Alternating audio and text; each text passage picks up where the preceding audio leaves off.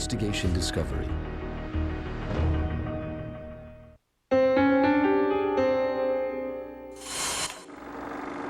Dr. Michael Stone is trying to understand the crimes of delusional killers like Joseph Callinger. An extremely violent individual, Callinger hears the voice of God commanding him to kill.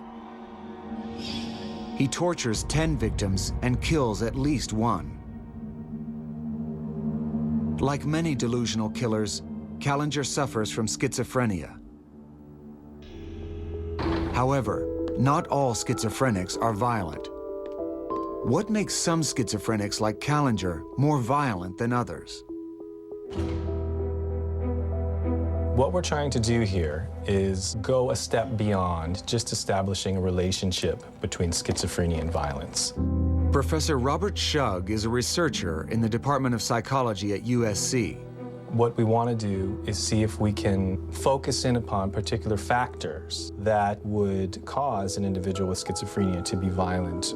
He is studying a group of violent subjects with a mild form of schizophrenia and another condition, antisocial personality disorder. Schug believes antisocial personality disorder may be the factor that pushes many schizophrenics over the edge. The main element that characterizes antisocial personality disorder is a blatant disregard for the rights and welfare of others. These people don't follow rules, they consistently break laws, and they won't display any remorse for the things that they've done. Schug believes subjects with both schizophrenia and antisocial personality disorder are a biologically distinct group prone to violent behavior. To test his theory, he conducts a simple experiment, focusing on a crucial region of the brain, the prefrontal cortex.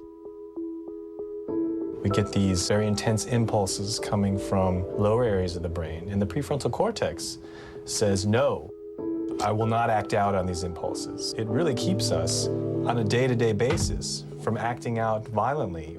It's the brakes on the car. If Schug is correct, subjects with both the mild form of schizophrenia and antisocial personality disorder will have a deficit in the prefrontal cortex. Subjects are instructed that they will hear a series of tones. Whenever anything new enters our environment, our bodies will react on a biological level. When the participant hears the stimulus in his headphone, his body will react with that sort of what is it response. Subjects' bodies respond by producing a small amount of sweat. Electrodes on the subject's fingers measure this sweat. These reactions are controlled by the prefrontal cortex. The more a subject sweats, the more activity they have in the prefrontal cortex.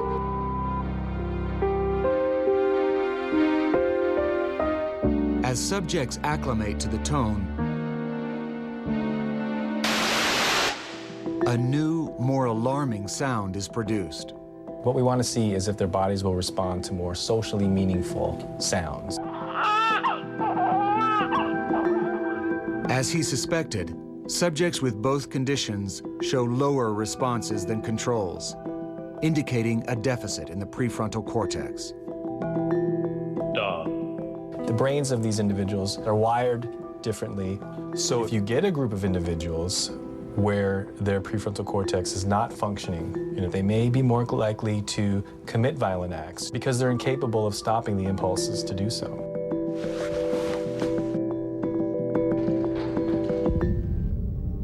Professor Schug's research offers new insight into what drives violent schizophrenics like Joseph Callinger.